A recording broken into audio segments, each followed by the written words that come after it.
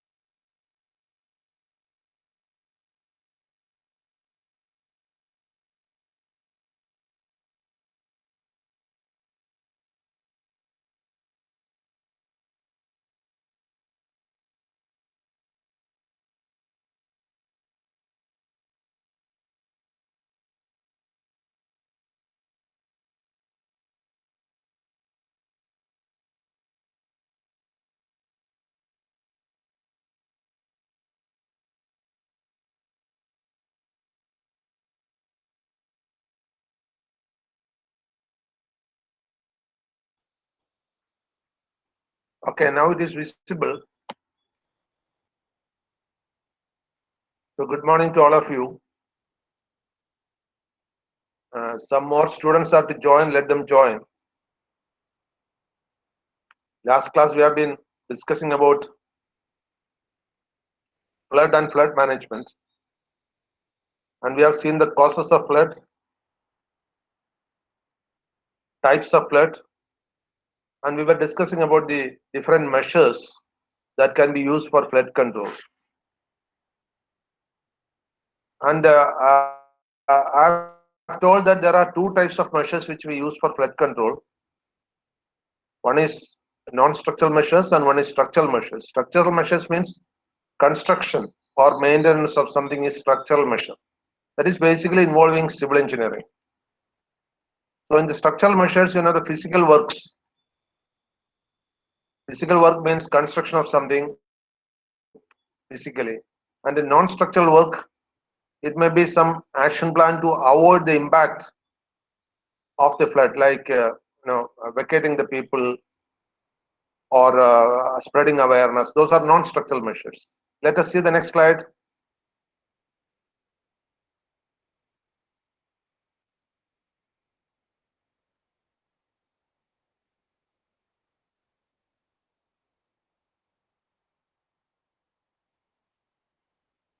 We will go to the next slide.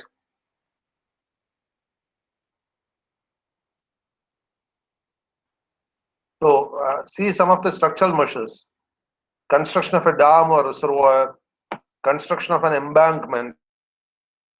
Embankment means a raised level of earth or stones which can prevent the water. So embankment in Malayalam, what you can say embankment? What you can say in Malayalam for embankment? Anyone? What you can say for embankment? Amita Mohandas. What can you say for embankment?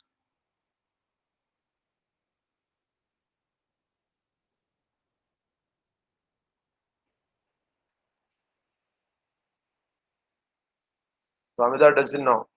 So who else will tell me? Chelsea. Chelsea, what do you understand by embankment?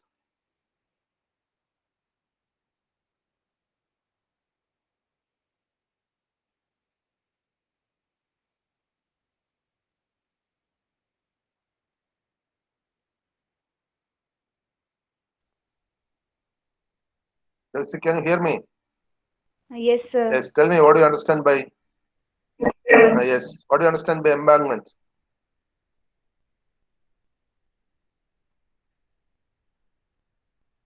Rifas has written Varambu. Yes, yes. Rifas, there is a slight difference between Varambu and embankment. Varambu is a miniature embankment. ഒരു വളരെ ചെറിയ embankment ആണ് വരമ്പ് എന്ന് പറയുന്നത്. But embankment in general means a bigger one. ഒരു വലിയ തിട്ട ചിറ എന്നൊക്കെ പറയാം. That is embankment. So this is a local construction in our local areas where we expect water to there and to prevent the water logging or the inundation. We construct a raised sand level or soil level. That is called embankment. Chitta, Tira, എന്നൊക്കെ പറയാറുണ്ട്. ചിറ എന്നൊക്കെ പറയാറുണ്ട്. The next one is what is called channel improvement. That you would have seen that just before the rains do start, even the drains in the cities and municipalities are cleaned. Even the pipes in the shades, sunshades, etc. We clean. Why? We don't want water to accumulate there. We want the water just to flow off and escape. For that purpose, we clean the channels. Channel means the direction, the way for flowing the water. വെള്ളം ഒഴുകുന്നതിനുള്ള വഴിയാണ് channel എന്ന് പറയുന്നത്. Channel means a way or a pathway. And the next one is what is called river diversion. River diversion is very common in North India, some other countries also, where we expect that the river may overflow. So the river will be diverted to some other places. In Mahabharata, there is a story of Bhagirath bringing Yamuna to his land. Anyway, that's only a story, but that can be done manually. You can construct another channel or another canal so that the river can be taken in another route, so that one city or one inhabited area is not flooded. The next one is what is called interbasin transfer. From one river basin, we can transfer water to another river basin. Say, for example, I told earlier, from the Mullaperiyar river basin, we can transfer water to Idukki river basin, Idukki basin. So that is possible. Then another thing is anti-erosion works. So anti-erosion works mostly preservation of slopes and the pitching of slopes. All these things are anti-erosion. Even planting trees. Planting trees, we have discussed what are the types of trees which we can plant so that soil erosion can be prevented. These are all flood management measures. Let us see the next slide.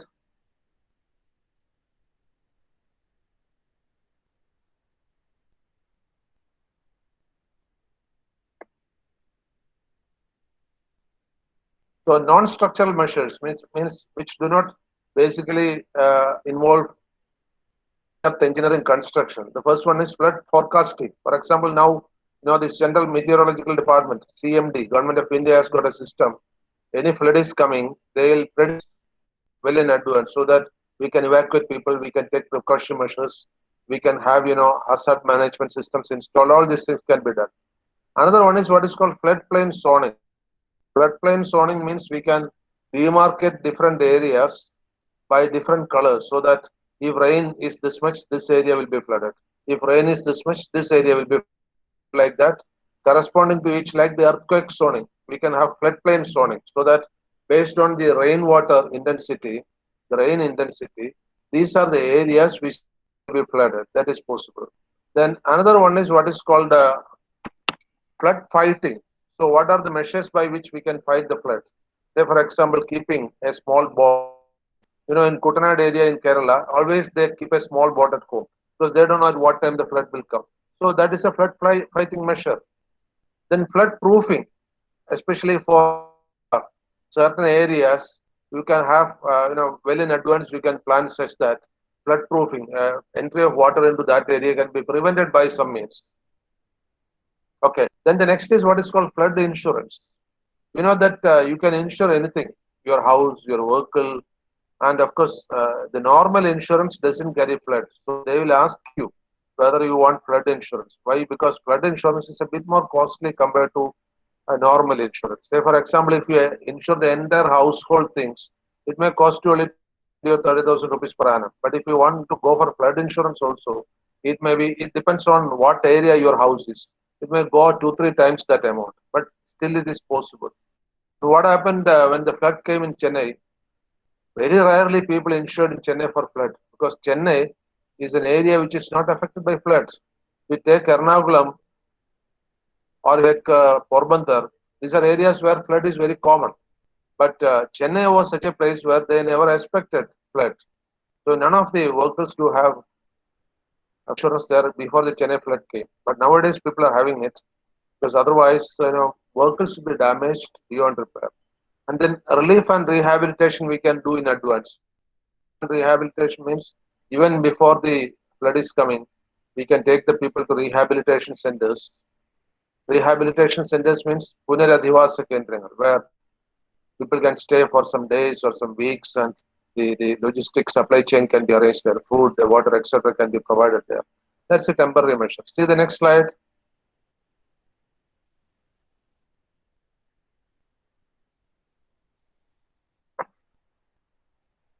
So this is how the floodplain zoning is done, by different colors. This I have explained last class also. See the next one. Next one also I explained. I think we are repeating some of the slides. We can pass the slides quickly because I've already explained these slides. This I have shown in the last class. Okay, next one.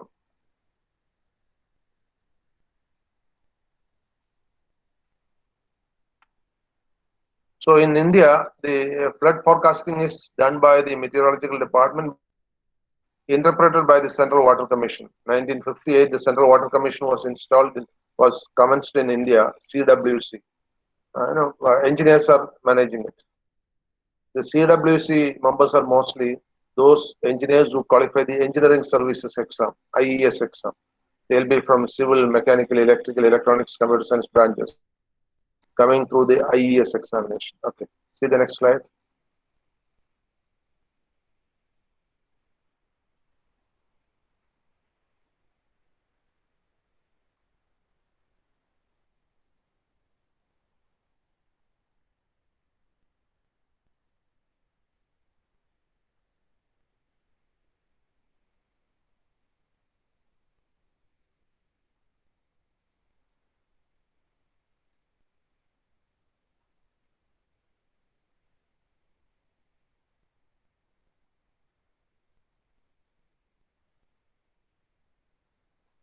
So the next slide is on flood forecasting and warning. Obviously, this is done by the meteorological department. I think that slide has gone.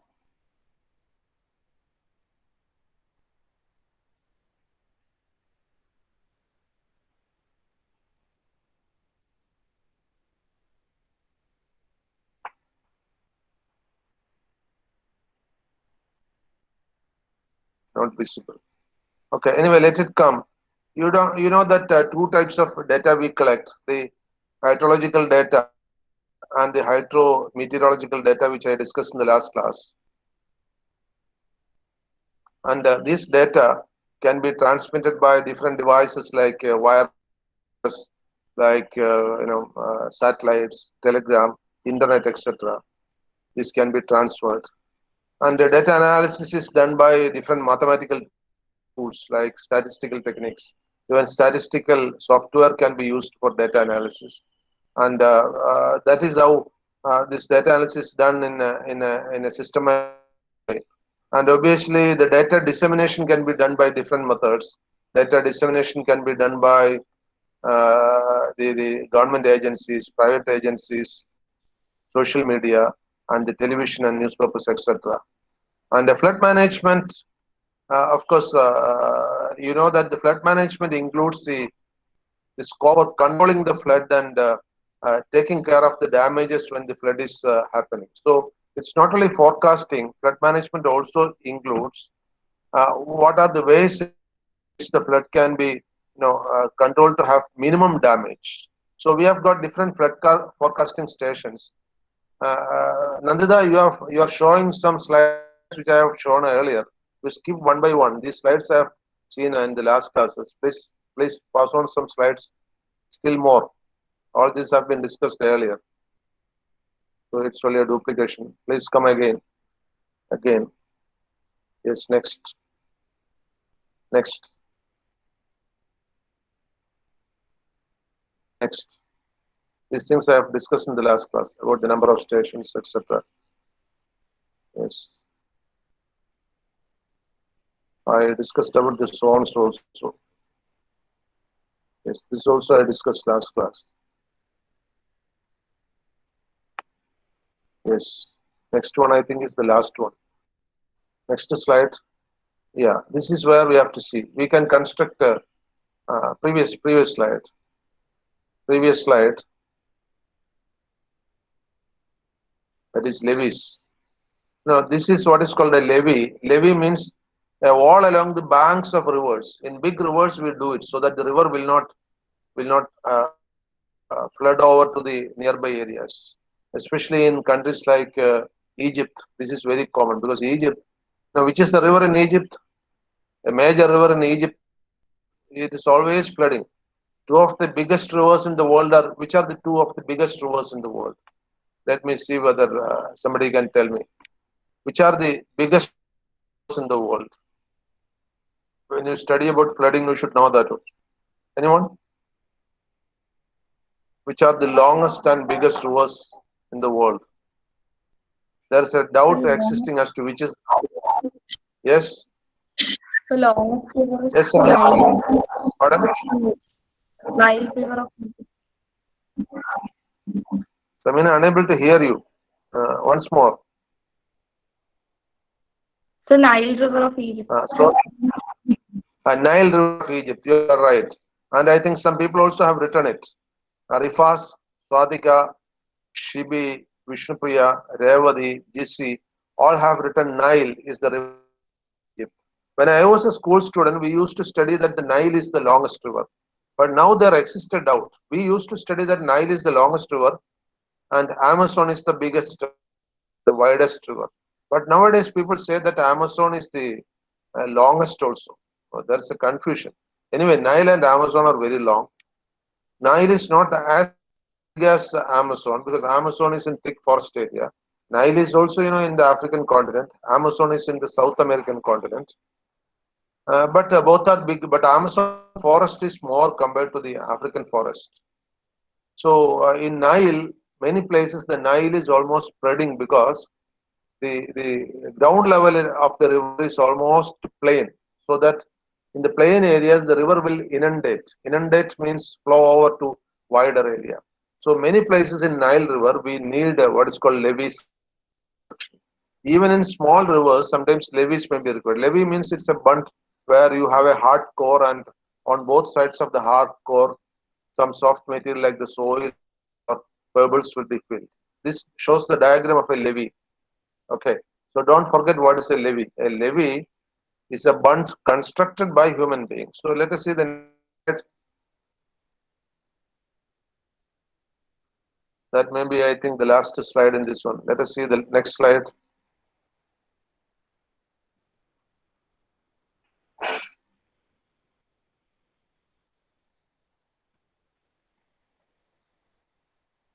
It is not the last, I think. Anyway, let us see. Uh, why we should control the flood? Because flood not only affect the human beings, flood affects the flora and fauna equally because animals will be taken away, will be drowned and killed. Now the forest will be inundated, and the forest, when water remains there, the plants are underwater. They are derived.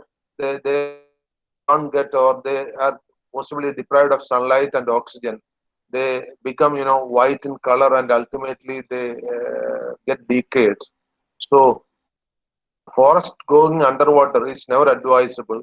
And you know that any tree cannot survive in water for a long time. Only sea plants or water plants can survive. Other trees like animals cannot survive in water for a long time. Maybe animals can survive only minutes, but plants can survive for some days. That's all. So we have to prevent flooding so that even survival of the plants and animals are ensured. See the next slide.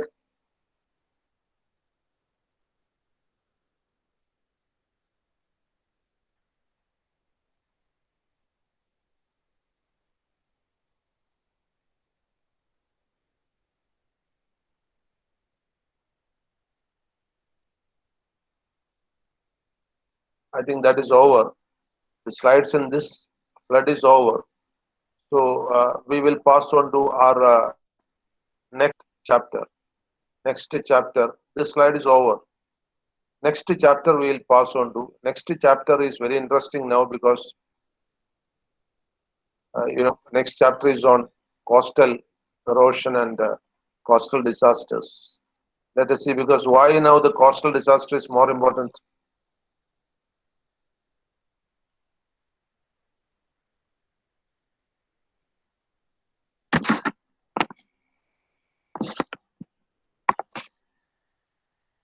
Why today the coastal disaster is very important? Anybody?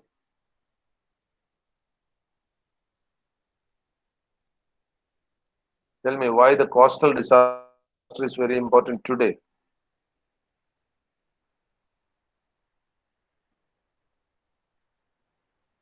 Akshay Shastri, can you tell me why the coastal disaster, study on the coastal disaster is very important today?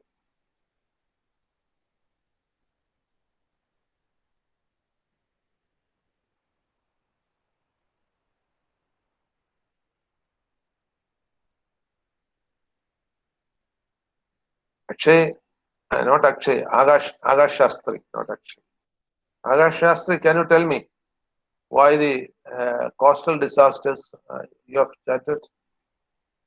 Don't know. Okay. You people are not seeing the TV or newspapers. What has happened in the last 1 week?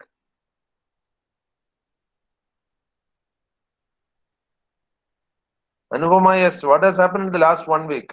Why I said coastal disaster is very important today?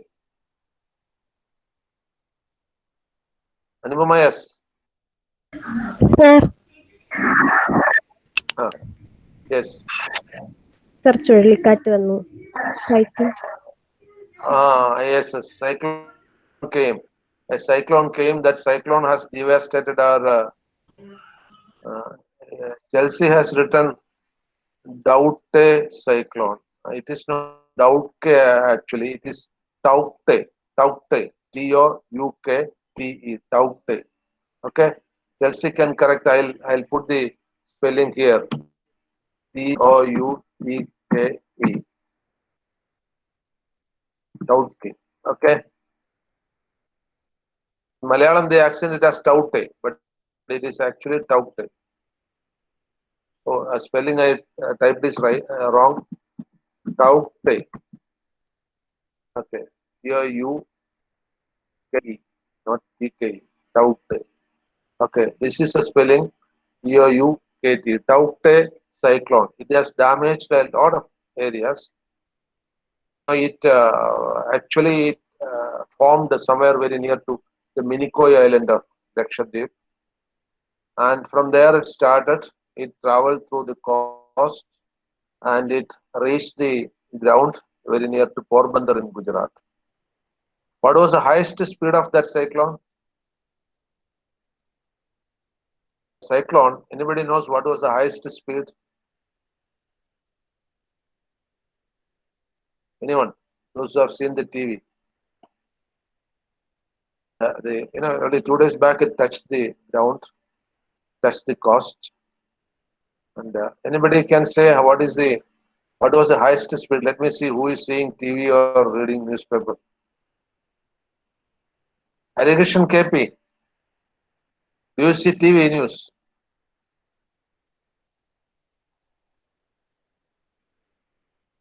Harikrishnan, do you see TV news?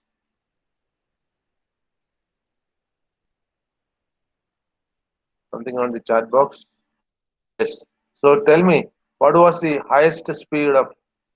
Yes, Sonia has given the right answer. Thank you, Sonia. Sonia has given 150 to 250, 200. But what? What is the unit? Sonia is right. But any speed should have a unit. What is the unit, Sonia? You give that also. Kilometer per hour, Rifas has given. Sonia has given kilometer per hour, right? Rifas has given 200 kilometer per hour. Okay, Rifas, you are also right. It was around 150 to 200. Sonia is more right. Rifas is also right. Some areas is touched around 150 plus. Some areas it went up to. It depends on the cyclone is in a big area it is coming. So the velocity will vary depending on the distance from the focus of the cyclone. We'll discuss in next session. That is in our next chapter is there. So what is the distance from the focus? How the speed will change? All those things we'll discuss. At the focus area, the speed may be less, but at the peripheral areas, just like the discus rotating. When a discus, you would have seen the discus throw. When a discus is rotating, at its edges, the speed will be very high, whereas at the focus, the speed will be less. But rotation speed will be the same. Angle of rotation will be the same, but the linear speed will be much less. Cyclone is also like that. Though cyclone is of a rotatory nature, actually the speed would have been expressed by the angle. What is the angular velocity or angular speed? Kilometer per hour is a linear speed. You have studied in your basic mechanics. How do we express angular speed? Anyone? Actually, theoretically, the speed of a cyclone can be expressed in angular velocity or angular speed. But you know that in most of the cases, it is expressed as a linear velocity because that is what we feel.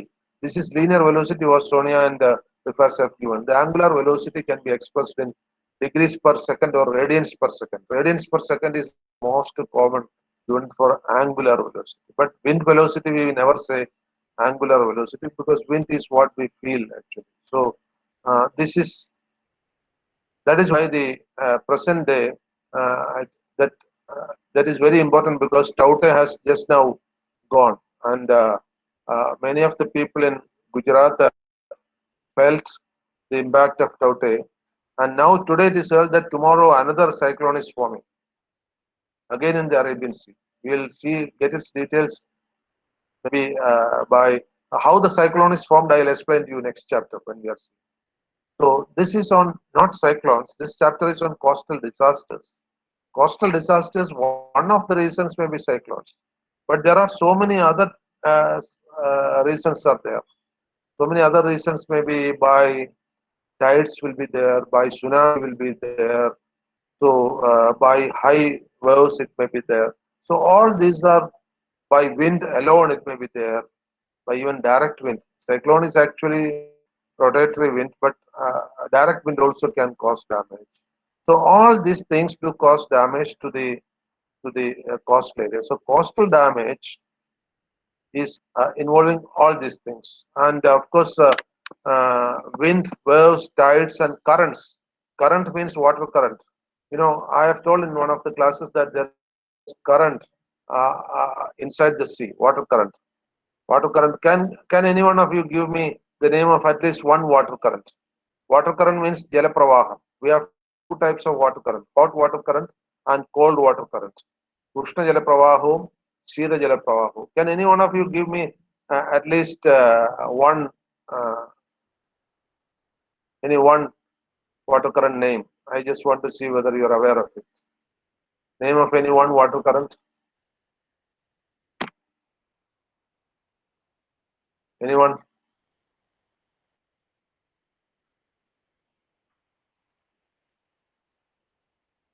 No one is giving.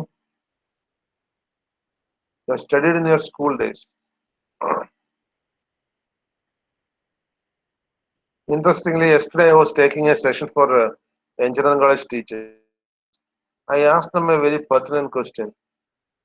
How much percentage of the things you studied in the school days do you remember?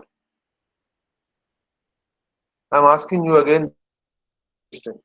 Let me see the students. Now you are in BTech final year. Your school was over. Of course, higher secondary was.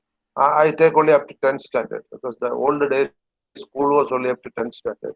11th and 12th were a part of college. So this theory is relating to that period. How much percentage of the things you studied up to 10th standard you can remember now? After this 5 years, you are in the 6th year now. How much percentage of things you studied up to the 10th standard you can remember now? Google, how much percentage of things you studied up to 10th standard you can remember now?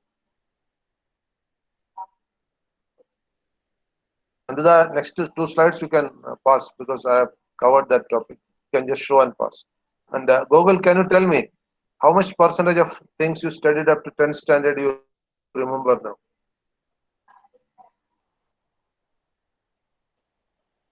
Google is hearing me?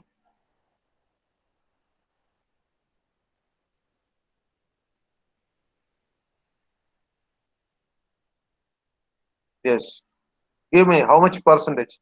10th class വരെ പഠിച്ചതിന്റെ എത്ര ശതമാനം ഇപ്പോൾ ഓർക്കുന്നുണ്ട്? Give me an approximate percentage. Others can also give. Not restricted to Google alone. നിങ്ങൾ ഓർമ്മയുള്ളവരൊക്കെ 10th class പഠിച്ചതിന്റെ how much percentage of the things you studied up to 10th standard you are remembering?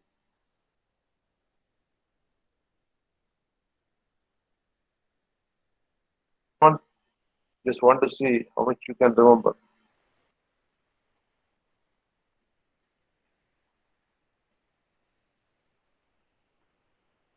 Google has written 30 to 50%. Someone else, let me see what the others feel like.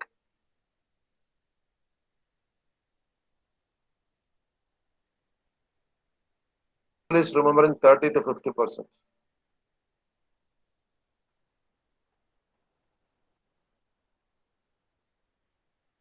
Anyone else?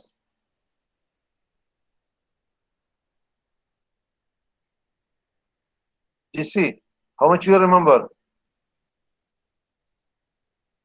Samina remembers 2 to 3%. GC, you can give your percentage. You can just put in the chat box.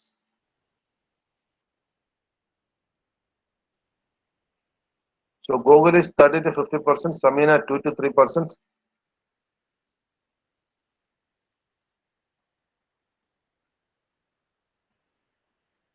No one else? GC 5%. Okay. And no other comment is coming. Please try to put in your. I just want to see what is your feeling.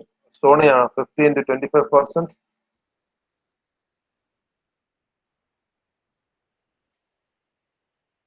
Deepthi 20 to 30%. Srilashmi 10%. Srilashmi Vinod 10%. Anupama 15%. Chelsea 10%. Sina 30%, 30 to 40%. Sina. Neha 10%. Mahalashmi 20%. Sahanas 10 to 15%.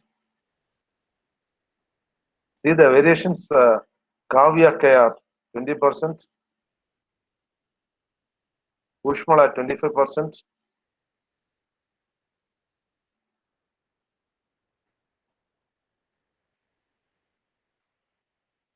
That's all. Others don't want to reveal. They want to be very private. Okay. Funny thing is, there is a statement which I have read long back by an educational expert that if you remember at least 10% of the things you studied up to 10th standard, then you can be called a scholar. Got the point? 10th class വരെ പഠിച്ച കാര്യങ്ങളിൽ 10% നിങ്ങൾക്ക് ഓർത്തിരിക്കാൻ കഴിയുന്നുണ്ടെങ്കിൽ നിങ്ങളെ ഒരു പണ്ഡിതൻ എന്ന് വിളിക്കും. So I think here all accept who has given Samina. Samina has given 2 to 3% and GC has given 5%. So all except Samina and GC. Nivama, Chelsea, Sina, Sneha, Mahalashmi, Sahanas, Kavya, Ushmala, and then Google. They are all scholars. Do you agree with me? They say they do remember very high percent. I did a checking myself. How much of the things I studied up to 10th standard I do remember. When I was a schoolboy, my most favorite subject was Malayalam. Malayalam textbook, Malayalam will have always minimum 1, maximum 2 textbooks one detailed and one non-detailed. And the main textbook in Malayalam, right from the first standard up to 10th standard, will have at least 10 poems. At least 10 poems. So minimum 100 poems were there till I completed 10th standard. You also would have had the same experience. I was so fond of it. The moment I get the textbook in the beginning of the year, I had all these poems. Even before it is taken in the class, I used to by heart all these poems.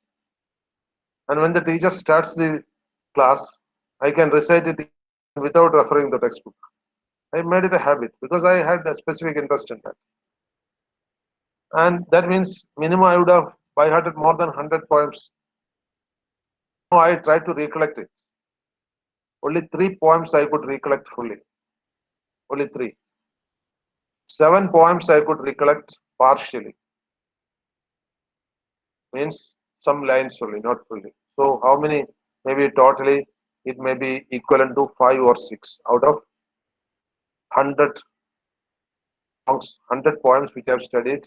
More than 100 poems, I could recollect only 3 fully and only 7 partially. That means my retention rate is only 6% or less. So I found that I cannot be called a scholar. Remember, that is in my favorite subject.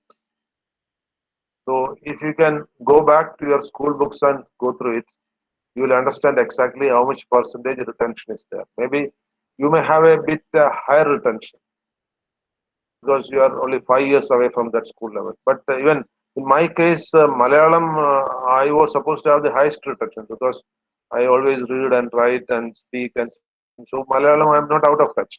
That is why I tested with Malayalam. See, this is a reality. If you can retain 10%, and I asked some of my former students who have recently retired as chief engineers.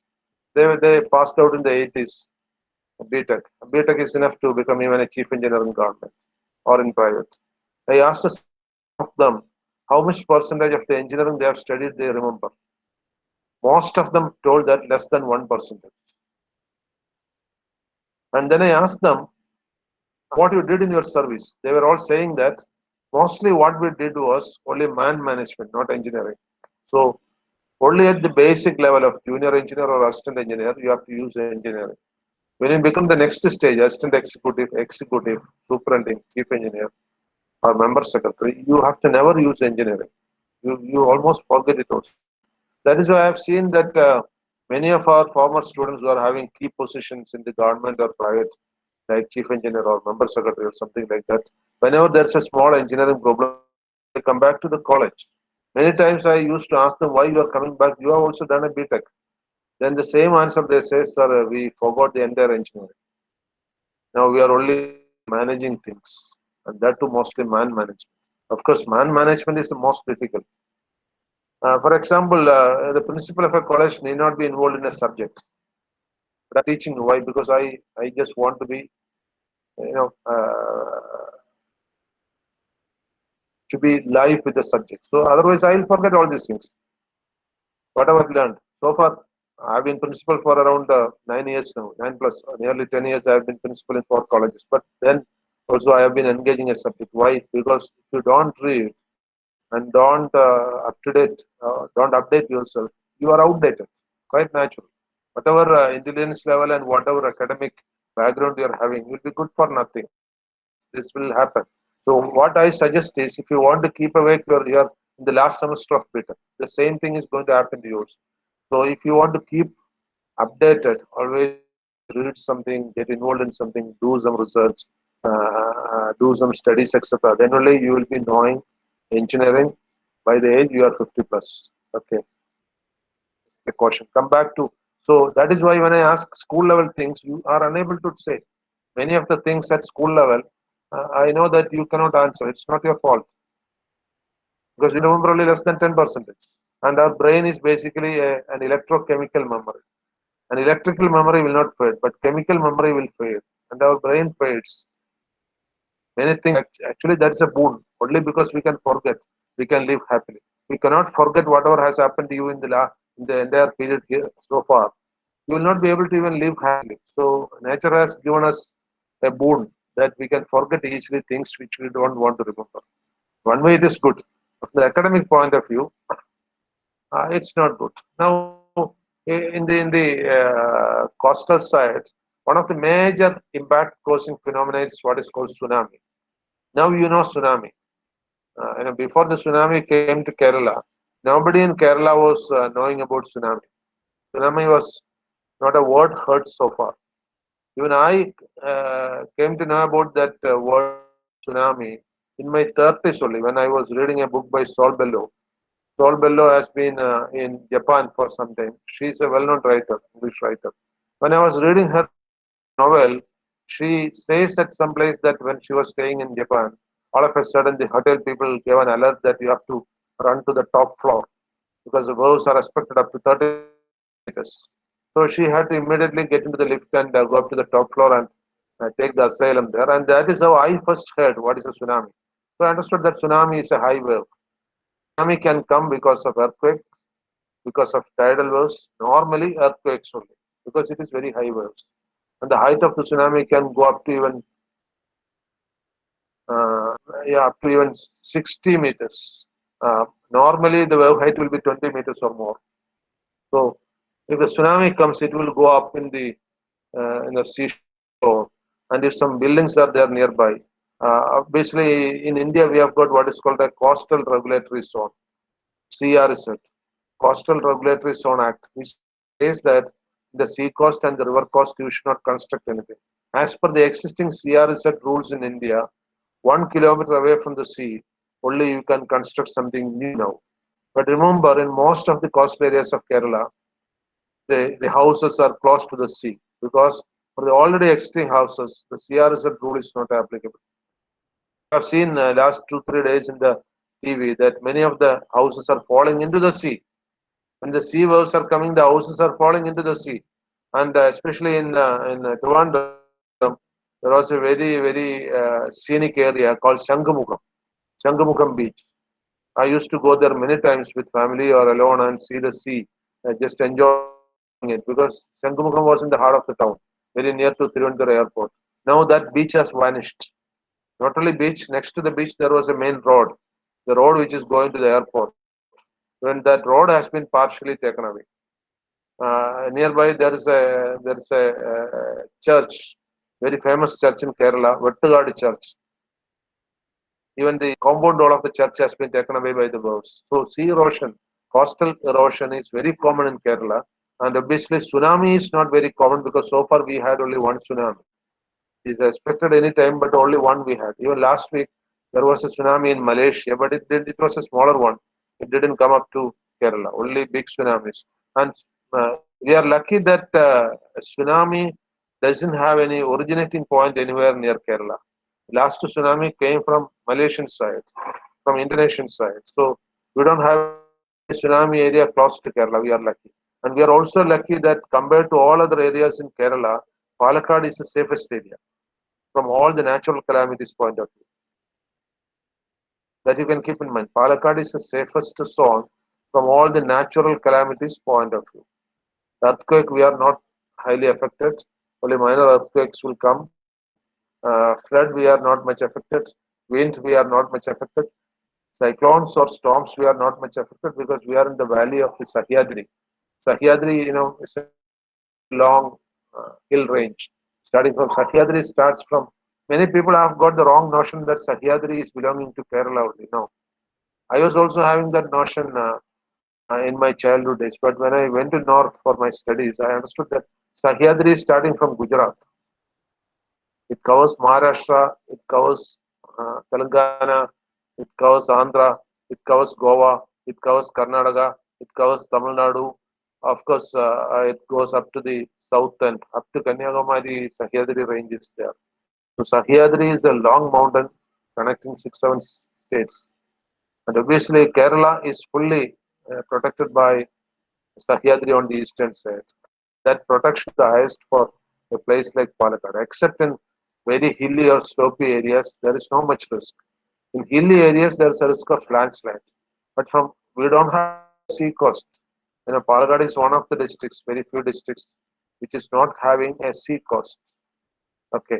Now, tsunami can cause damage to the coast tremendously. When the last tsunami came, so many panchayats were highly affected, and especially in Kollam district and Alapura district. And remember, we had only reflected tsunami effect. We didn't have direct tsunami effect. Direct tsunami effect was there only on the Bay of Bengal. When it came to the Arabian Sea, which is on the west side of Kerala, only the tsunami waves reflection was there. Even that made so many panchayats suffer from that. This is one impact of tsunami, and of course the tsunami time, it depends on the earthquake which is causing the tsunami. Sometimes the tsunami may last for hours. Sometimes it will vanish within minutes. But normally tsunami may remain there for at least half an hour, even small tsunami. And tsunami causes high tides. Tide means what? വേലിയേറ്റം വേലിയിറക്കം അതിനാണ് tide എന്ന് പറയുന്നത്. King tide and neap tide. So tides may be caused by the tsunami. See the next slide. So that is about tsunami. Prevention of tsunami is very difficult, but we can have protection against tsunami. Prevention of tsunami is very difficult because it's only once in a while. Moreover, tsunami doesn't obey any rules. Tsunami is quite variable, and the height of tsunami is much, much more. With a dike or tripod or with a wall, you cannot prevent tsunami. So tall.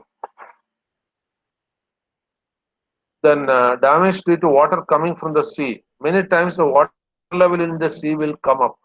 This is a point in, I still remember when I was a child, we used to cultivate coastal paddy fields. In our area, that is called Mundaganalam. It's actually a paddy field close to the sea. Next to the sea, there is backwater. Backwater means Kail. Next to that backwater, we used to have cultivation area. We cultivate it such that whenever the spring tide is coming, we prevent the water from entering it. We have closing gates between the backwater and the paddy field. We'll have some gates, water gates. അത് കായലിനും ഈ നിലത്തിനും ഇടയിൽ വെള്ളം prevent ചെയ്യാനുള്ള Gates ഉണ്ടാവും. ആ Gates വെച്ച് അടച്ചു വെച്ചേക്കും. So that water will not, because backwater is actually saline water. Backwater എന്ന് പറയുന്നത് കടലിൽ നിന്ന് വരുന്ന വെള്ളമാണ് കായലിലുള്ളത്. ഇറ്റ് ഇസ് സലൈൻ, ഉപ്പുവെള്ളമാണ്. That will spoil the cultivation. അത് ഈ കൃഷി സ്ഥലത്തേക്ക് കയറി കഴിഞ്ഞാൽ കൃഷി നശിച്ചു പോകും. So we used to have it. But even then, in some flood zones, in some flood areas, it will overflow. കടലിലെ വെള്ളത്തിന്റെ ലെവല് ഈ ഗേറ്റ്സിന് മേളിൽ ഈ അടച്ചിട്ടേക്കുന്ന ഗേറ്റിനേക്കാൾ മേളിലെത്തും. അപ്പൊ it will overflow and come to this paddy field. In our area, it used to be called as Origarua. Or in that area is the name we use for salt, local name. So the salty water enters means that year's cultivation will be almost lost. That was the reason why we sold off all this land. And recently, I visited those lands close to the backwater. I found that it was all filled and there is no cultivation there. So many houses. The Gulf money has come up in that area. So this is one threat that the water level will rise by the tides. The tide is always not fixed. We may feel that every time the tide, വേലിയേറ്റവും വേലിയിറക്കവും ഒരേ ലെവലിലാണ് നമ്മൾ വിശ്വസിക്കുന്നത്. It is not true. It is variable. And actually, what is the reason for the tide? വേലിയേറ്റവും വേലിയിറക്കവും ഉണ്ടാകുന്നതിനുള്ള reason എന്താണ്? What is the reason for tide? Can you tell me? Anybody who comes from the coastal area, what is the reason for the tide? Veliatum. Tide means spring tide and neap tide. Spring tide means the water is going up. Level neap tide means it is going down. Other veliarkam എന്ന് പറയും. ഇതിന് രണ്ടിനും എന്താ reason? Can anybody tell me what is the reason for the tides? Attraction from moon. Some sort of Yes, Samina is right. Yes, Samina is right. Attraction of the moon and the sun. Which is having more effect, Samina, moon or the sun? I'm not sure. Those small, moon is having more effect because moon is very close to earth. Sun is far away. Because of that reason, though sun is huge in size, the moon is very close to earth. So the effect of moon on earth is more compared to the effect of sun on earth. And remember, the effect of moon is there on any living organism. Any living organism in the sense, the lunar month. The lunar month means the days in between one lunar, uh, the coming up of the first moon and the next first moon. It is 27 plus days. And remember, the entire rhythm on this earth is that lunar rhythm, not solar. Solar means connected to sun. Lunar means connected to moon. The calendar, a very famous calendar, is connected to moon, not connected to sun. The English calendar is connected to sun. The English calendar is called the Gregorian calendar. Gregorian calendar is connected to sun because sun takes 365.2422 days. 365.2422 days to sun takes, actually the earth takes to move around the sun, not the sun takes. Or in our calculation, sun takes that much for one full movement of the earth around the sun. Whereas the moon to go around the sun, it is 27 plus days. So the biological rhythm on the earth is the lunar rhythm. Lunar means related to moon. ഭൂമിയിലുള്ള എല്ലാ ജീവജാലങ്ങളുടെയും rhythm, biological rhythm, ചന്ദ്രനുമായിട്ട് related ആണ്. 27 place days. അത് നമ്മുടെ ബോഡിയിൽ സംഭവിച്ചുകൊണ്ടിരിക്കുന്ന എല്ലാ body റിതംസും അങ്ങനെയാണ്. It is 27 to 28 days normally for all the living organisms. Even in this period, even the plants do have body rhythm. The sap movement inside the plant also follows this rhythm. It's very interesting to study. So we say that every activity on the earth is originating from the sun. It's true. The food in the earth is created by the plants, which is taking light from the sun. Remember, Earth is a planet in the solar system, and Moon is only a satellite for the Earth. But compared to Sun, the effect on Earth is more for the lunar thing. Even your mood changes will be based on the lunar rhythm. It has got a lot of impact on the human beings also. All our body rhythms as well as our mood changes will be depending on the lunar rhythm. So this is something you may not have the same behavior every day because the lunar attraction has got different impact on you. These many of the people were trying to misuse in the name of astrology. Astrology also has taken this into consideration, but astrology adds so many other meaningless things also. So this is basically what is called astronomy, not astrology. I think you followed it. So the impact of moon is so much on the earth. That is why the spring tide and neem tide is mostly dependent on the moon, not on the sun. But sun also has got marginal impact on it, especially the magnetism which we have on earth and even in our own body. Our body is also having magnetism. That's why people say don't lie down with your head facing north. Because if you lie down with your head facing north, your body magnetism will combine with the earth's magnetism. And that makes what is called a resonance. A resonance means two waves adding up to increase the wavelength or oscillation is what is called resonance. So a resonance will happen if you are lying down with your head in the north side. Have you heard this? നിങ്ങൾ ആരെങ്കിലും കേട്ടിട്ടുണ്ടോ തല വടക്ക് വെച്ച് കിടക്കരുത് എന്ന് പറയുന്ന ആരെങ്കിലും കേട്ടിട്ടുണ്ടോ? Anybody? കിടന്ന് ഉറങ്ങുമ്പോൾ തല വടക്കേക്ക് വെച്ച് കിടക്കരുത് എന്ന് പറയാറുണ്ട്. Anybody heard this? North-south sleeping is not advisable. That is what the old people say. It has got a scientific factor in it because we are having a magnetic field in our own brain which not match with the Earth's magnetic field, so that resonance will happen. That is true. Even some religions have got lunar months. Lunar month, Chandrane Aveshtulla Chandra Masam. A very famous calendar is based on lunar month. Can anybody say that? ഏത് കലണ്ടറാണ് ചന്ദ്രനെ base ചെയ്തുകൊണ്ടുള്ളത്? Sir, Hijra Anyone? calendar. Yes, Amina is right. The Hijra calendar is based on, that is a Muslim calendar. It is based on lunar months. But only thing is in Hijra calendar, when the lunar months are over, Hijra calendar will be roughly, around 325 to 330 days. That is over. The next year will start. Doesn't match with the annual rotation of the earth. That is why this year Ramzan has been in Ramzan month has been in April, May. Next year it may be in February, March or March. Why? Because the months will move in after every 330, roughly 330 days, the months will move.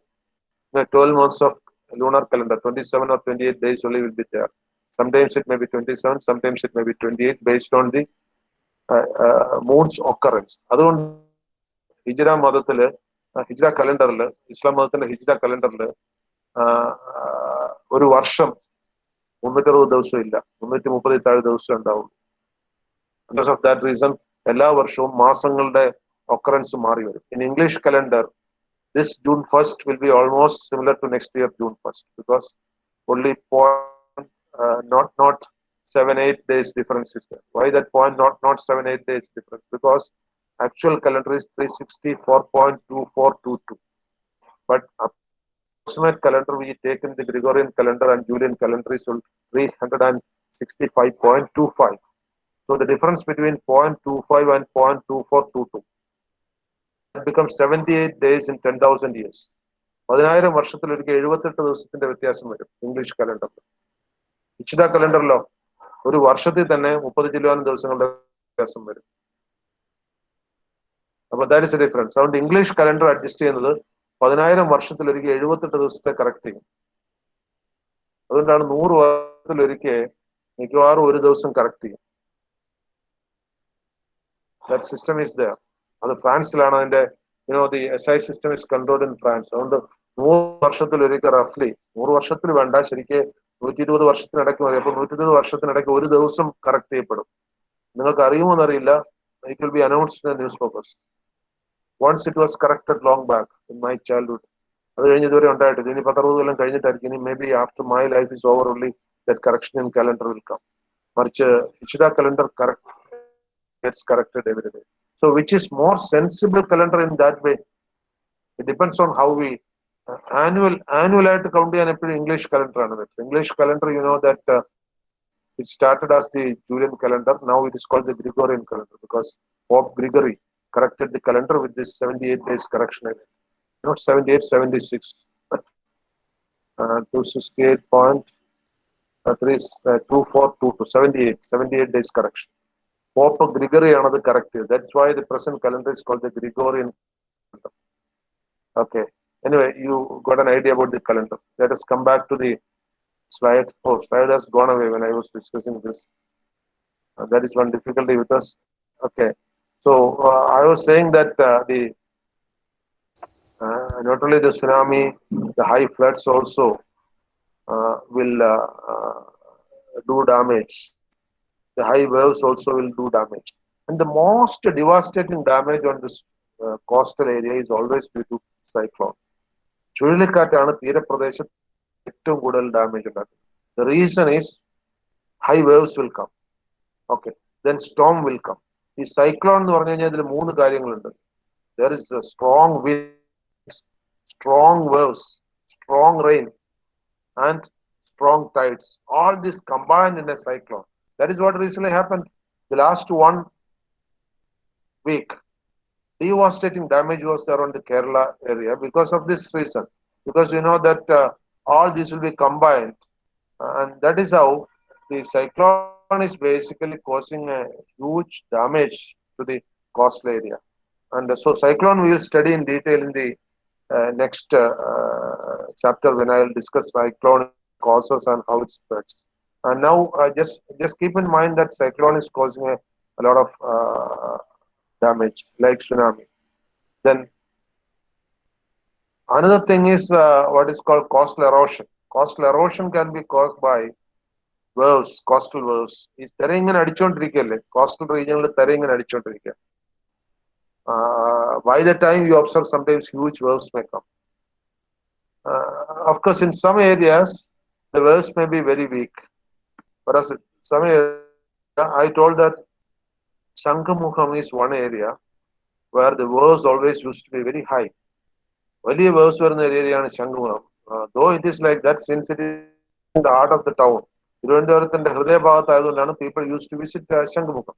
But there is another area in Tiruvandhuram where the waves are very, very small in height. Waves are very small in height. That height of a wave is called its celerity. Celerity. Celerity. So where the wave celerity is very less, in such areas, the wave height will be very less, and in such areas, people, the tourists will throng like anything because no heavy waves. It is safer in that area. Can you tell such a place in Tiruvandhuram where the wave is very, very low in nature, no high waves? Anybody? That area is very popular. So because the waves are very less, the coastal erosion in that area will be very less. So compared to Shangamukham, that area, the coastal erosion is very less. Many of you would have gone to that area in Tiruvandhuram where the waves are very, very low energy waves. Anybody? Somebody has posted it? Yes, Chelsea has posted Varkala. Kirtana has posted Kanyakumari. Now, Varkala, of course, Varkala is also cool waves, but compared to Varkala and Kanyakumari, there is one place in Tiruvandhuram where the waves are much, much more, less damaging. Anyone else? Varkala and Kanyakumari, the wave height are comparatively less. But even compared to that, there is another area in Tiruvandhuram where the waves are not that damaging. Anyone? That place is very famous. Yes, Mahindra has written it. Kovalam. Have you gone there, Mahindra?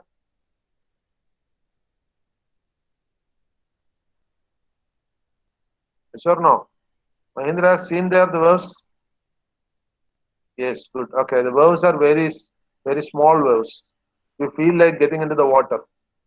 And that is why the foreigners do come there because the waves are not that dangerous. But even then, some areas there in Kovalam where so many accidents have happened because by the side of the Kovalam beach, there is one area where only rocks are there, no sand. That rocky area, that rocks are very slippery. So people who used to climb that rocky area have met with so many accidents. So many people have died at Kovalam also, not in the sandy area, but in the rocky area.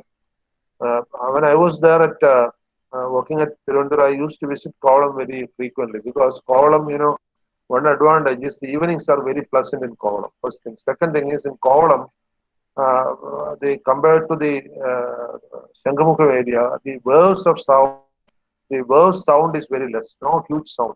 In Shangamukha, if you stand, the waves make a lot of sound, threatening sound, frightening sound. That is one advantage with the Kovalam area. So I was telling you that even the waves, the high waves can cause damage in coastal erosion, and then some of the methods how we can protect from the waves. To protect from the waves, we can use what's called sea dikes, DYK dikes. I think your PPT is not working, so I cannot show that there. Just inside the sea and in front of the beach, we make big sand dunes.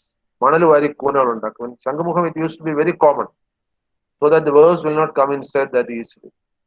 So waves will be protected up to an extent by that sand dunes. അതായത് മണ്ണ് വെച്ചിട്ട് കൂന ഉണ്ടാക്കും വെള്ളം അകത്തേക്ക് വരാതിരിക്കാൻ വേണ്ടി. Those were called the sea dikes.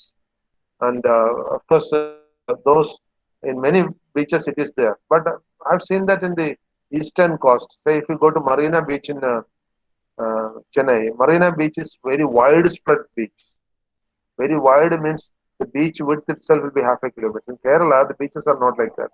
We have only such beaches in northern Kerala. In southern Kerala, the beaches are very steep because the sea is very highly active. In northern Kerala, especially beaches in when I have gone to the Taj Hotel in Kannur, it is on the river beach, river bank only it is. But I have seen the river is very calm in that area. In the hotel, you can see the. Actually, I went there for a center function of one principal of Kannur Engineering College some time back. And I was saying that bank is very comfortable and cozy without much. So even sea dikes may not be required. So sea dike is one method by which we can control the wave heights which are coming over to the coast. We can have the sea dikes in many ways. And another method is what is called groins. Groynes, groins. Groins, groins in Kerala, these groins are called pulimut. Pulimut means some construction will be there in the sea, so that the earth will not come to the shore itself. കടലിലേക്ക് തള്ളി നിൽക്കുന്ന ചില construction ഉണ്ടാവും, അതിനാണ് groynes എന്ന് പറയുക. കേരളത്തിൽ അതിന് പുലിമുട്ട എന്നാണ് മലയാളത്തിൽ പറയുക. അത് ഈ വരുന്ന വേഴ്സിനെ അത് ബ്രേക്ക് ചെയ്യും. So it is a sort of breakwater. It is protruding into the sea. കടലിനകത്തേക്ക് തള്ളി നിൽക്കും. അത് കോൺക്രീറ്റ് വെച്ചുണ്ടാക്കാം, അല്ലെങ്കിൽ മേസൺറി വെച്ചുണ്ടാക്കാം. So that prevents the impact of the sea waves on the shore. Dykes അങ്ങനെയല്ല, dykes ഷോറിലാണ് ഉണ്ടാക്കുന്നത്. കടൽ തീരത്താണ് ഡൈക്സ് ഉണ്ടാക്കുന്നത്, അത് കൂടുതൽ മുകളോട്ട് കയറാതിരിക്കാൻ വേണ്ടി. Groins അങ്ങനെയല്ല, they are constructed inside the sea water so that it will not, the water energy will not come to the sea beach. Sea beach ൽ എത്തുന്നതിന് മുന്നേ തന്നെ എനർജി ഡിസിപ്പേറ്റ് ചെയ്യാൻ ഉപയോഗിക്കുന്ന, I think Nandita, since you are not showing the PPT, all these PPTs also we will send you later, because once the classes are over, since many of the PPTs couldn't be presented here, we will send you these PPTs also, which you can have it. Another method to protect the sea coast is what is called mangroves. mangroves. Mangroves. Anybody heard this term, mangroves? mangroves. Mangroves. Mangroves. Anybody heard? What is the Malayalam for mangroves? No. Kandalkad. Who told that? I couldn't see who told that. Sir, Samina. Who has told that? Samina. Okay. Because I was focusing on the chat box. Okay. Samina has told it rightly. Kandalkadugal. That is mangroves. Samina അത് പറഞ്ഞതുകൊണ്ട് കണ്ടൽക്കാടുകൾ എന്താണെന്ന് സമീന ഒന്ന് explain ചെയ്യൂ in your own words. Be a teacher for a minute. ഒന്ന് കണ്ടൽക്കാട് explain ചെയ്യൂ Sameena. You know what it is. By the time I'll sip the water. ായിരിക്കും sir. Geotropical അല്ല, എന്താ പറയാ. സമീന സ്റ്റുഡൻസിന് എക്സ്പ്ലെയിൻ ചെയ്ത് കൊടുക്കുമ്പോൾ ആദ്യം അതെന്താണ് പറഞ്ഞിട്ട്, മാംഗ്രോവ് എന്ന് പറഞ്ഞാൽ എന്താണ്, കണ്ടൽക്കാട് എന്ന് പറഞ്ഞാൽ എന്താണ്, അത് എവിടെയുണ്ട്, അതെന്താണ് ചെയ്യുന്നത്, അത് എങ്ങനെ ഇരിക്കും, അങ്ങനെ പറഞ്ഞു കൊടുക്കണം. Don't go to the advanced things. You are talking now for me. Talk for the students. മനസ്സിലായില്ലേ? Be a teacher. അതെന്താണ് മാംഗ്രോവ്സ്, അത് എവിടെയാണുള്ളത്? അറിയില്ല. കായൽ പോലത്തെ വാട്ടർ ബോഡീസിന്റെ ഇടയിലുള്ള ഭാഗങ്ങളിൽ കുറെ മരങ്ങളായിട്ട് ഇങ്ങനെ നിൽക്കുന്നുണ്ടാവും. Okay. You have seen mangroves? കണ്ടിട്ടുണ്ടോ എവിടെയെങ്കിലും? സർ. എവിടെയാ കണ്ടത്? എവിടെ ബോട്ടിങ്ങിന് പോയപ്പോ കണ്ടതാ സർ, കൊച്ചിയിലെ. Okay. So you have seen it. So I'll explain what is mangroves. Mangroves എന്ന് പറഞ്ഞാല് അധികം വളരാത്ത തരത്തിലുള്ള ചെടികളാണ്. They don't grow very high. ഒരു 5-8 മീറ്ററിന് കൂടുതലൊന്നും mangroves വളരാറില്ല. These trees, they are like bush, not tree. മരങ്ങൾ എന്ന് പറയാൻ പറ്റില്ല, കുറ്റിക്കാട് പോലെ നല്ല നീളമുള്ള വേരുകളുള്ള ചെടികളാണ്. There are many varieties. They grow on the sea coast and backwater coast. കടൽ തീരത്തും ബാക്ക്വാട്ടേഴ്സ്, കായലിന്റെ തീരത്തും ഒക്കെയാണ് ഇത് വളരുന്നത്, മാംഗ്രോവ്സ്. ഈ ചെടികള് പെട്ടെന്ന് മൾട്ടിപ്ലൈ ചെയ്യും, വേരുകളിൽ നിന്ന് വളർന്നു. This is commonly available in many places in Kerala. കേരളത്തിലെ മിക്കവാറും കായലുകൾ ഇതുണ്ട്. They naturally grow, but in some places they have been grown by people. കേരളത്തില് കണ്ടൽക്കാട് വളർത്തിയതിന് അവാർഡ് കിട്ടിയ ഒരു ആളുണ്ട്. I don't know whether you have heard his name. Kallan Pokkunan, that is his name. Kallan Pokkunan. He is no more. He was my good friend. He is an uneducated man. വലിയ വിദ്യാഭ്യാസം ഒന്നും ഇല്ലാത്ത ഒരാളാണ് Kallen പൊക്കുണൻ. Very near to Talasheri he was staying. When I once went to Talasheri Engineering College, I told my friends there that I want to see Pokkunan. So they took me to Pokkunan, and Pokkunan took me in a small boat. ഒരു ചെറിയ തുഴവഞ്ചിയിലെ പൊക്കുണനെ കായലിൽ കൂടെ കൊണ്ടുവന്നു. Kilometers and kilometers of length. where he has cultivated mangroves. ഈ ചെടികള് പൊക്കണന്റെ ഒരു പ്രധാന പണി ഇങ്ങനെയുള്ള ചെടികൾ തൈകൾ കൊണ്ടുപോയി കായൽ തീരത്ത് നടുക എന്നുള്ളതാണ്. So he has taken me to the backwaters, shown me the areas where he has grown this, and he has duly recognized. After 2 years after that, the government of Kerala gave him a big award for conserving the environment. Why? Because these mangroves, Kandal Kadanana in Malayalam, these mangroves have got a peculiar quality. They have interwoven roots. ഇങ്ങനെ പരസ്പരം കുരുങ്ങി കുരുങ്ങി കുരുങ്ങി കിടക്കുന്ന വേരുകളുണ്ട്. ഒരു 5-6 metre വരെയൊക്കെ പൊങ്ങുന്ന മരവുമുണ്ട്. ഇത് രണ്ടും കൂടി ബീച്ചിനെ ഈ കോസ്റ്റിനെ പ്രൊട്ടക്ട് ചെയ്യും. That is A very good measure. It protects the backwaters coast and sea coast. And it is available in most of the backwaters in Kerala, especially from Ernakulam towards north. Thiruvidampur ഭാഗത്ത് ഇത് അത്ര കാണുന്നില്ല. But it is there. For example, in Kayangulam Kayal, you cannot see much of it. But if you go to Chetua Kayal, you can see it very much. And in Thalassery, Kannur, Calicut area, this is very common. And in some places, even in the reservoirs, this is there. Reservoirന്റെ സൈഡിൽ, മലമ്പുഴ reservoirന്റെ സൈഡിൽ തന്നെ ചില ഏരിയയിൽ mangroves ഉണ്ട്. Especially you would have seen that inside the Malambuzha reservoir, there is a delta area. Malambuzha reservoirനകത്ത് കുറച്ച് ഭൂമി നിങ്ങൾക്ക് അവിടെ വളർന്നു നിൽക്കുന്ന ചെടികൾ അധികവും ഈ കണ്ടൽക്കാട് ചെടികളാണ്. They are basically mangroves. So that is why that land is there. Otherwise, that land would have been taken away by the rainwater or the reservoir water. ഈ ചെടികൾ അവിടെ നിൽക്കുന്നുണ്ട്, ആ മണ്ണിനെ അത് കൂട്ടിച്ചേർത്ത് സംരക്ഷിക്കും.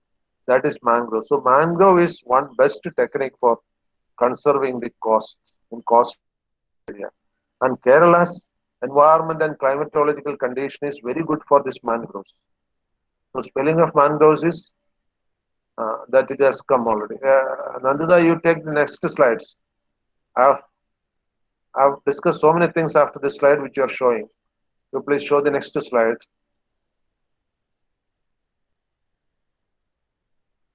Can you change the slide? Try changing the slide. Okay, all these things I explained. One by one you can show and go up to the slide where mangroves will be written. There will be a slide after some slides where mangroves will be written. All these things I have explained actually. Skip one by one. Yes, mangroves. This is mangroves which I was explaining right now. See the spelling of mangroves? In the Gujarat and Odisha cyclones, mangroves have protected a lot of land area because mangroves are not affected by winds. Winds cannot make mangroves fail. Why? കാറ്റടിച്ച് mangroves നശിപ്പിക്കാൻ പറ്റില്ല. എന്താ reason? Can anybody tell me why mangroves are not destroyed by the winds? എത്ര വലിയ ചുഴലി വന്നാലും mangroves will survive. Anybody tell me why mangroves will survive in cyclones? Pardon? Long roots. One is long root. Second one is less height. അതിന്റെ റൂട്ടിനാണ് നീളം കൂടുതൽ അതിന്റെ ബോഡിയേക്കാളും. മുകളോട്ടുള്ള ഹൈറ്റിനേക്കാളും കൂടുതൽ റൂട്ടിനാണുള്ളത്. They are firmly anchored to the ground. That is why mangroves can protect the coast from cyclones. So if you are having some coast area, try to cultivate some mangroves there. Okay. See the next slide.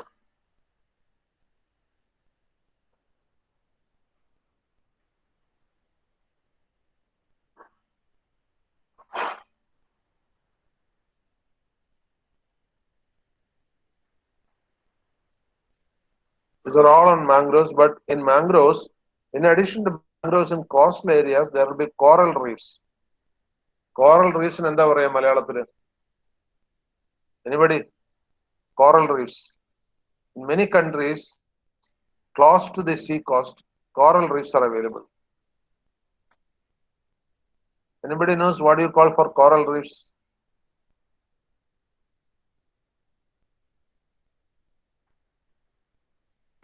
Anyone? Yes, what is in the chat box? Aditya has written Pavudaputtu. Aditya, you are right, Pavudaputtu. Aditya, can you explain what is a Pavudaputtu? You know what is Pavudaputtu, you have written it. Pavudaputtu എന്ന് പറഞ്ഞാൽ എന്താണ്?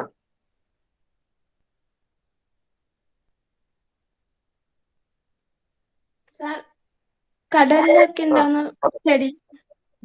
കടലിന്റെ തീരങ്ങളിലാണ് അധികം. എന്താണ് സാധനം പവിഴപ്പുറ്റ് എന്ന് പറഞ്ഞത്? കണ്ടിട്ടുണ്ടോ പവിഴപ്പുറ്റ്? ഇല്ല സാർ. കണ്ടിട്ടില്ല അല്ലേ? Okay okay. പവിഴപ്പുറ്റ് എന്ന് പറഞ്ഞാൽ C that photographs I have given here. ചെറിയ ചെറിയ ഈ വിരൽ പോലുള്ള ചെറിയ ചെറിയ ഫോംസ് ഉണ്ടാവും. അതിനകത്ത് പവിഴം, പവിഴം യുനോ ഇറ്റ്സ് എ ജുവൽ. പവിഴം എന്ന് പറഞ്ഞു കഴിഞ്ഞാൽ ചുവന്ന കളറുള്ള ജുവലാണ്. ഈ ജുവൽ അതിനകത്തുണ്ടാവും. മനസ്സിലായല്ലേ? പവിഴം, പവിഴം you use it for ornaments. നിങ്ങളുടെ ആരുടെങ്കിലും കയ്യിൽ പവിഴമുള്ള ഓർണമെന്റ്സ് വല്ലതുണ്ടോ? പവിഴമാല, പവിഴ കമ്മല്, പവിഴ വള. എവിടെ യൂസസ് ദാറ്റ്? റെഡ് കളറിലുള്ള ചെറിയ ജുവലാണ് പവിഴം. Anybody has got it? ഇല്ല. It's very popular. പവിഴം jewel. So that will be there inside that shell like thing. അപ്പോൾ ഒരു ഷെല്ല്, ഈ കക്ക പോലെയുള്ള ലോങ് ഷെൽസ് ആയിരിക്കും പവിഴം, പവിഴപ്പുറ്റ്. ആ പുറ്റിനകത്ത് ഈ പവിഴം വളരും. It's A living organism. പക്ഷെ അതിന്റെ ചുറ്റുമുള്ള തോടെന്ന് പറയുന്നത് ഈ ആമയുടെ തോട് പോലെയാണ്.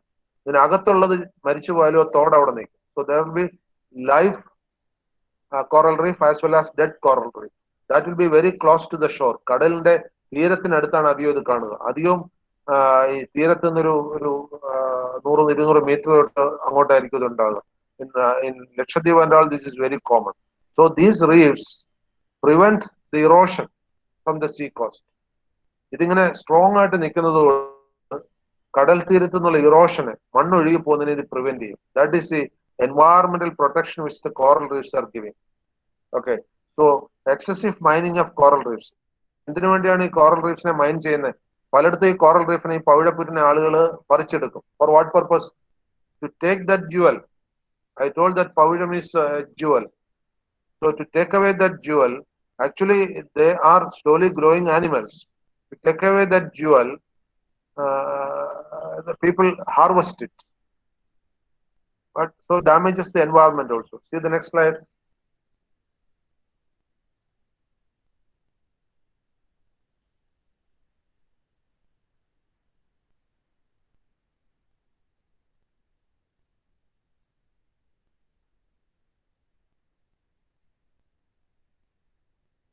Next slide is not coming.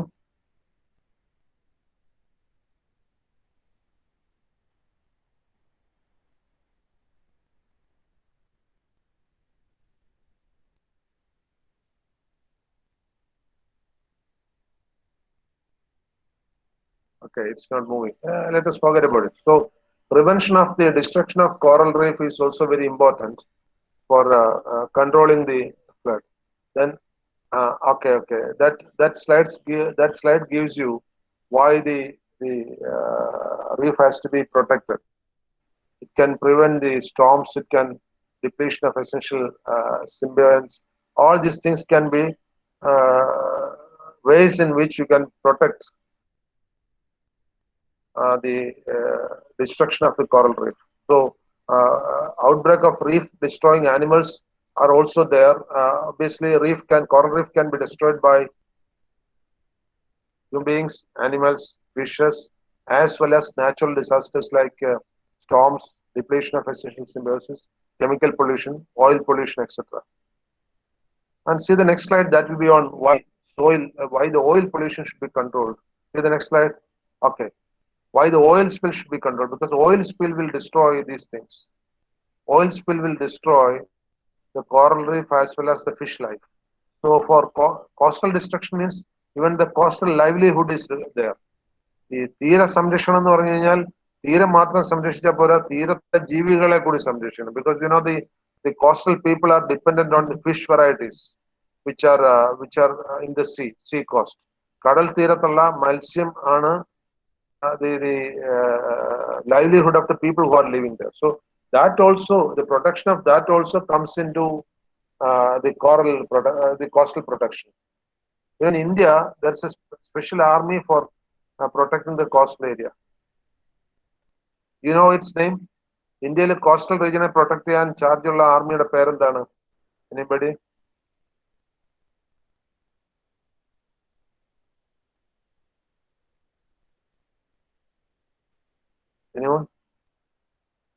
ഇന്ത്യയില് തീരപ്രദേശങ്ങളെ സംരക്ഷിക്കാൻ വേണ്ടി പ്രത്യേക ഒരു വിഭാഗമുണ്ട്. Anybody knows what is its name?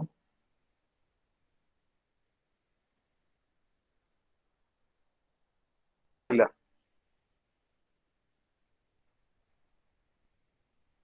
say the army is to protect the land, the air force is to protect the air, the navy is to protect the deep sea. But which is the agency which is supposed to protect the coastal area? Anybody?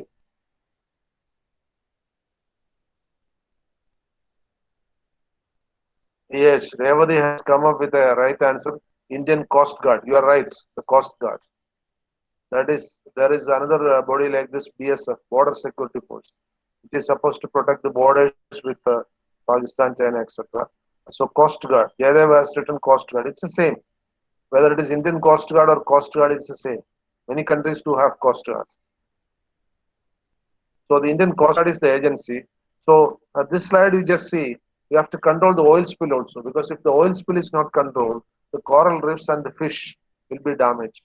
So the oil spills can be contained by mechanical containment. Now there are ships which collect the oil spills, and now there is one method by which chemical dissipation of oil spills. And one more thing is, in USA, an Indian has developed a bacteria that Anand Patwardhan, I think.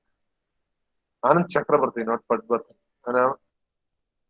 An Indian scientist in USA, Anand Chakrabarti, has developed a bacteria.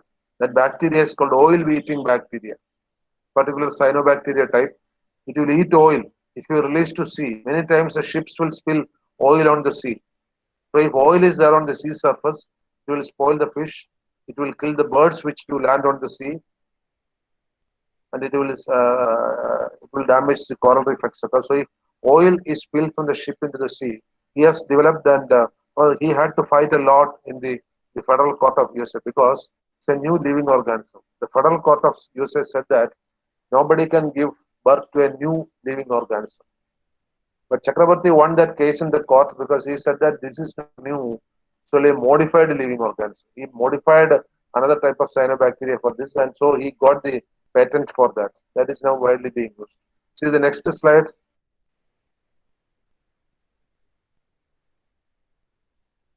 This gives some information about the cyclone risk of coastal districts of India.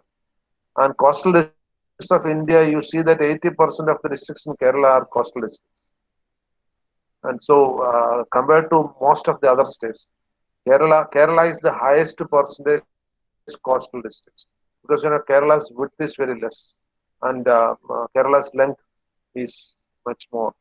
How much is the coastal length of Kerala? Anybody? കേരളത്തിന്റെ തീരപ്രദേശത്ത് എത്ര നീളം ഉണ്ടാവും?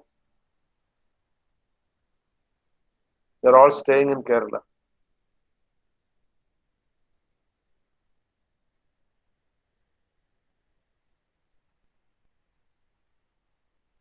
Anybody, how much will be the coastal length of Kerala? I think most of you will be from coastal districts, except Palakkad, Idukki, and Wayanad, and Pathanamthitta.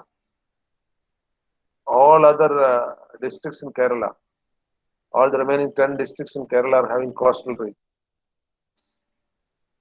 Can you tell me what is the length of the coastal belt in Kerala? കേരളത്തിന്റെ കടൽ തീരത്തിന്റെ നീളം എത്രയുണ്ടെന്ന് അറിയും?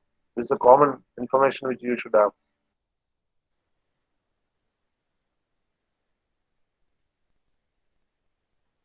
No idea? Why I asked this question is, this question was asked to me long back by one of my former students. After passing out from the college, when he was working in some department, somebody asked me, what is the length of the coastal belt Kerala? And at that time, internet was not available. So the thing he could easily do was to make a call. So Rifas has written 590 kilometers. Revati has written 500 kilometers. Any other?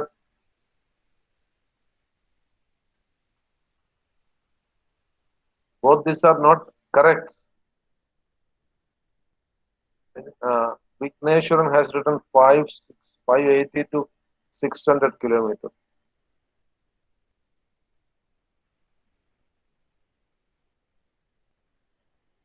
Any other choice?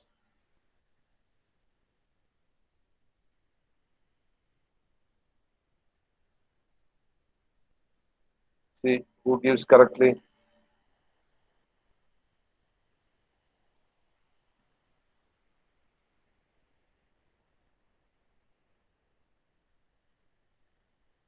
No other choice?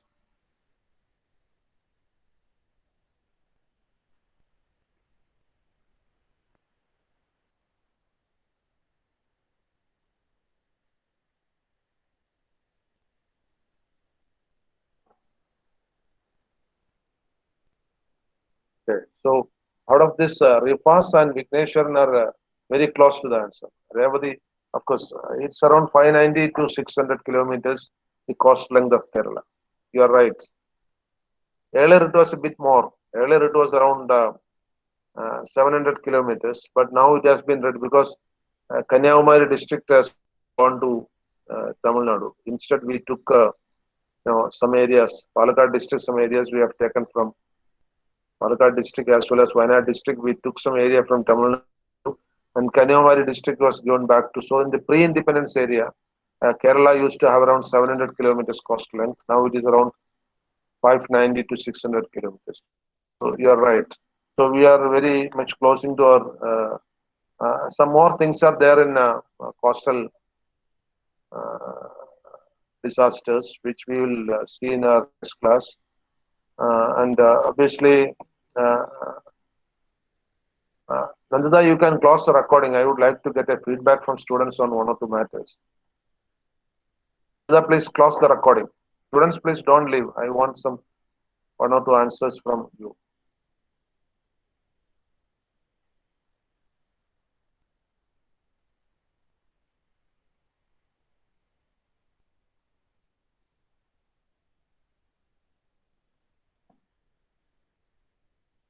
Nandita, please stop recording.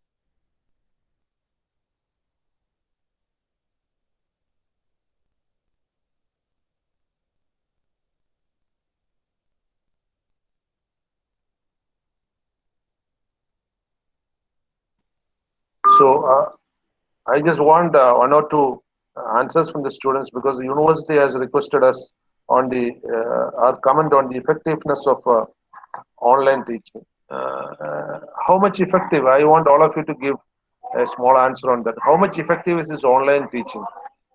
Give me a percentage from every point of view, from knowledge transfer point of view, from interaction point of view.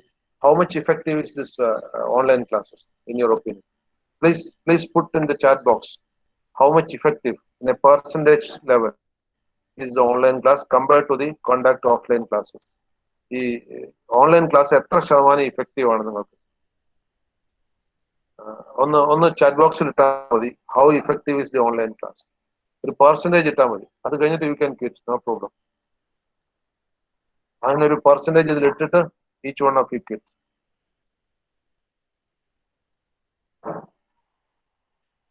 This feedback I need for discussion with the higher authorities എത്ര percent effective ആണ് ഈ online class chat ബോക്സിൽ ഇട്ടോളൂ I will see that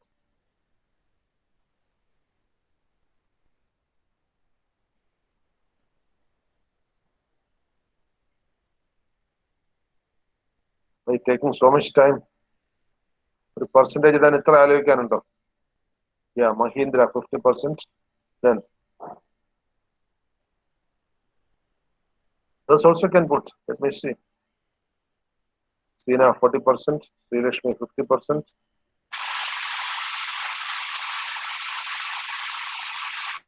Megha 40%. Kirtana 30%, Vishnupriya 30%, Chelsea 35%, Mariha 30%, Tarsin 50%, Anandu 40%, Deepthi 40%, Mahalakshmi 45%, Srirashmi 50%, Kavya 50%, Sahanas 30%,